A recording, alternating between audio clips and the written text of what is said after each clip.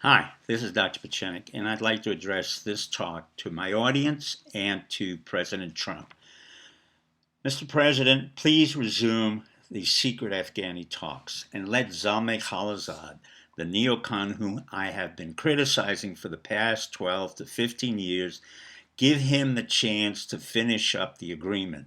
I know Zal very well. He worked with me on the West Bank and a lot of places, but he's born in Afghanistan. He, like Ashraf Ghani, the president of Afghanistan, were both born in Afghanistan. Both were at the American University in Beirut. Both are probable CIA operatives. Both are very talented. Zalmay went to the University of Chicago, became our ambassador to Afghanistan, and then our ambassador to Iraq. The point of fact is that he understands the Taliban very well because he worked with them. So let him finish up what he needs to do. There is a tension point between Ashraf Ghani, who is a professional anthropologist, worked at the Columbia University, got his PhD, and the fact that he was placed in his position as president of Afghanistan by Zalmay. So that tension has been rising to the point where I might think, I'm only saying I might think, that even the so-called Taliban attack may have been created by people on Ghani's side to hold off the continuation of the peace talks.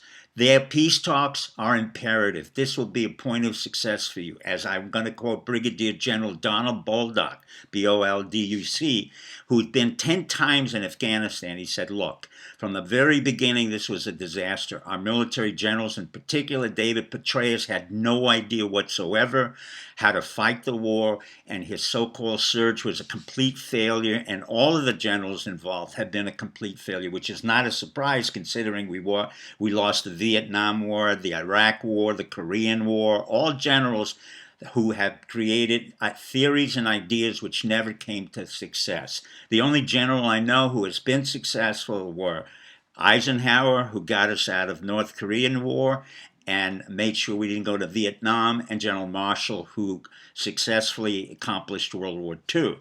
The point of fact here is, let me give you the numbers that are involved in what happens in Afghanistan if we don't have a peace talk. Number one, we've been there for 18 years. Number two, 5 to 10,000 American soldiers and employees have been killed there.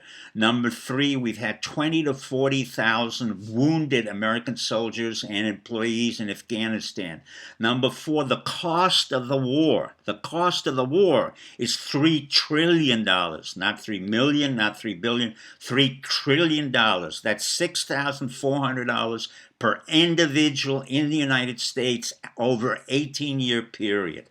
So what we have is a failure that's compounding itself day by day. You were wise enough and understood it very carefully from the beginning to say that we do not belong in Afghanistan, we do not belong in Syria, we do not belong in Iraq. We have to bring our soldiers back home, and that's what should be allowed to continue. Let me put it this way. Zalmay knows how to finish this agreement. You know how to make negotiations happen. You know what it means when you can't effectively negotiate for a hotel or a condo or something comes up as a problem. This is exactly what happened in the Afghanistan peace talks. We got a problem. Unfortunately, an American died. But that is the price we pay to leave Afghanistan and make sure that we don't repeat what Alexander the Great was defeated. We don't repeat how the British were defeated. We don't repeat how the Russians were defeated. Lest you think I don't know anything about Afghanistan, Mr. President, I want to tell you I was there in the 70s and came back in other decades. I warned our military and our intelligence all the way back in the 70s that the Russians would come in and be defeated. Let me quote to you Tolstoy, who said the most imperative requirements for peace is time, our time, and persistence. And also let me quote to you your words. We can lose a battle, but we will win the war, and the war is peace. Thank you.